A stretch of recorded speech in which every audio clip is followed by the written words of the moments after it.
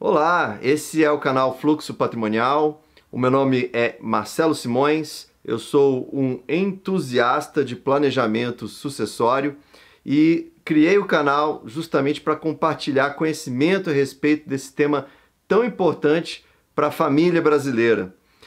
Nós vamos falar de um instrumento que tem sido vendido como alternativa de planejamento sucessório, que tende a evitar, eu falo tende porque nós vamos ver nesse vídeo que é às vezes complicado alcançar resultado, mas que, enfim, tende a evitar o inventário.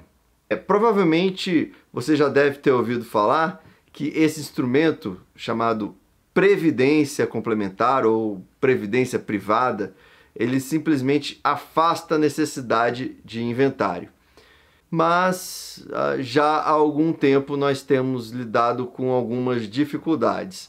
Uma com relação à questão da partilha desses investimentos, a outra em relação aos tributos, ao ITCMD, como é conhecida a sigla do Imposto de Transmissão, Causa-Mortes e Doações, o Imposto de Herança e Doações. Bem, em primeiro lugar, eu vou tratar da questão da partilha. Ora, muitas vezes a previdência complementar ela é apresentada ao potencial cliente como um instrumento que vai dispensar ali os beneficiários indicados na proposta, né, ou na apólice, da realização do procedimento de inventário, que todos nós sabemos é um tanto que burocrática, vai exigir a presença de um advogado, vai exigir o pagamento de custas, se for na modalidade judicial vai ficar mais caro, né? E vai demorar ali um tempo que pode ser de alguns meses até décadas para ser concluído, enquanto que na Previdência Complementar, apenas apresentando a certidão de óbito à entidade de previdência ou a seguradora, você já consegue, né, o herdeiro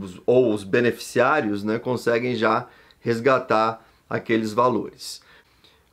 De alguns anos para cá, isso não tem mais se confirmado, tá?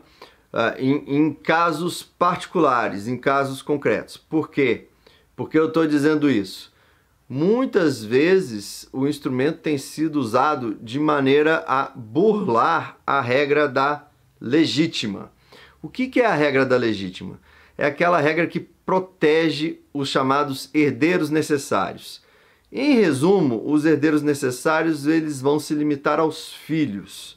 Eu não vou me estender nesse vídeo explicando quais outros parentes vão ser considerados aí como herdeiros necessários, porque na maioria dos casos, na normalidade dos casos, vamos ter aí os filhos como herdeiros necessários, de maneira mais residual o cônjuge, dependendo da situação, mas enfim, superando essa questão aí de discussão de quem é herdeiro necessário ou não, o que acontece é que alguns instrumentos, né, de previdência são usados de maneira que os beneficiários indicados não correspondem necessariamente ou não correspondem aos herdeiros necessários.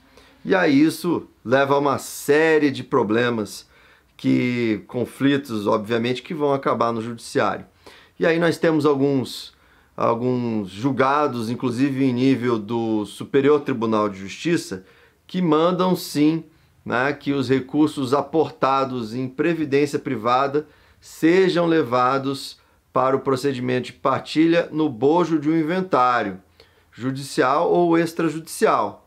Isso acaba minando a característica, né, tão benéfica, tão vantajosa, que é a dispensa do inventário. Agora, veja bem, será que isso é motivo para descartar a previdência privada do seu horizonte de planejamento sucessório? Eu acredito que não. Por quê?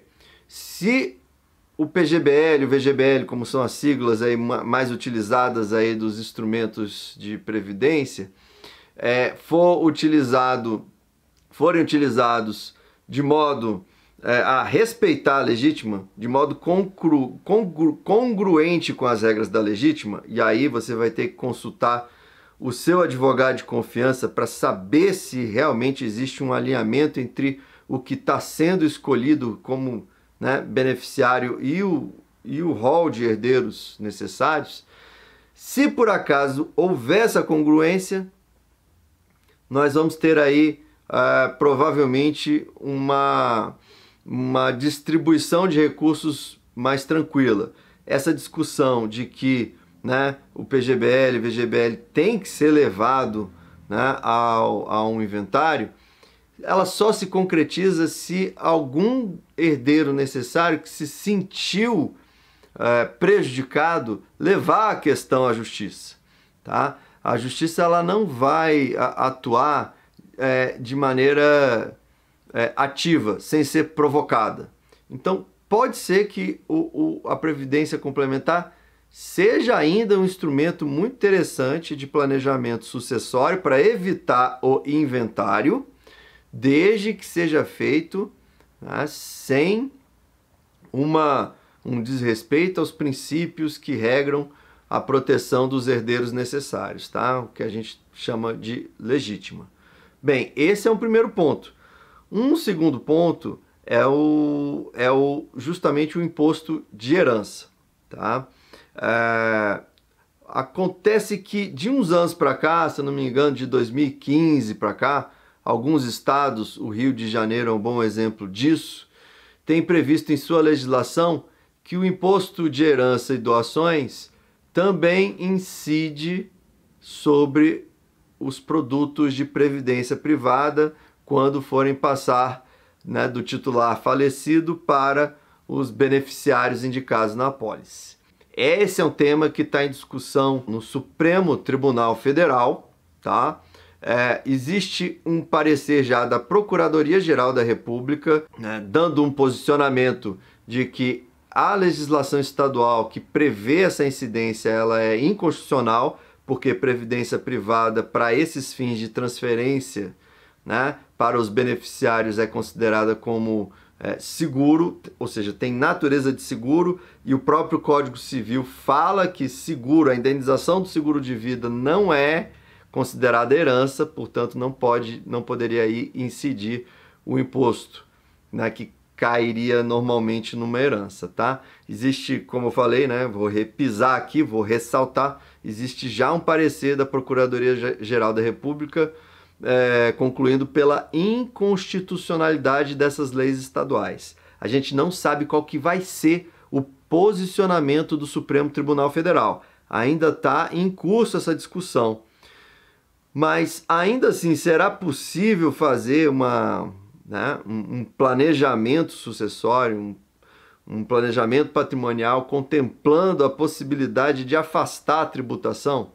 Bem, existe, mesmo sem uma decisão já pacificada no judiciário, olha, eu acredito que existe uma margem de segurança para implementar essa medida, desde que, né, o titular da Previdência tenha domicílio em algum estado que não faz a previsão dessa tributação. Por exemplo, no Distrito Federal. Por quê? Porque a legislação do Distrito Federal não prevê a incidência desse imposto, né? Não quer dizer que não vá fazer essa previsão no futuro. Com certeza dá para antecipar com uma certa previsibilidade por meio do acompanhamento da agenda legislativa de cada estado se a previdência vai ser tributada ou não. Até mesmo porque tem a discussão no Supremo Tribunal Federal, talvez muitos estados que estejam pensando em implementar a tributação queiram adiar essa decisão para depois do Supremo se pronunciar.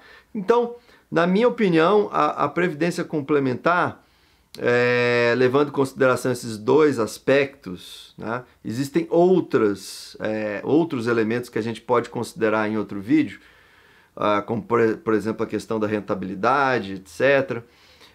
Mas eu não vou abordar aqui. Mas levando em consideração essa questão de que existem decisões mandando fazer a partilha em inventário e a intenção de alguns estados de tributar a previdência privada, eu acho que são dois empecilhos que podem ser contornados com uma boa conversa com os beneficiários e os herdeiros, e também com a implementação de alguma medida que venha a mexer com a questão do domicílio tributário. Se você tem domicílio hoje, por exemplo, no Rio de Janeiro, não existe muito problema de você conseguir o domicílio em outro estado que não cobra esse tributo, como, por exemplo, o Distrito Federal. Tudo isso tem que ser acompanhado, ou recomenda-se, né, que seja acompanhado por um advogado especializado na matéria. Tá ok? Bem, pelo vídeo desta semana, eu me despeço, tá? Agradeço se vocês puderem se inscrever no canal, se tiverem interesse nesse conteúdo, e seguir também o nosso perfil lá no Instagram, @fluxopatrimonial. Vai ser um prazer imenso trocar ideia com vocês a respeito de preocupações, a respeito de sucessão e como se planejar para esse momento importante para toda e qualquer família. E continuo à disposição. Um abraço!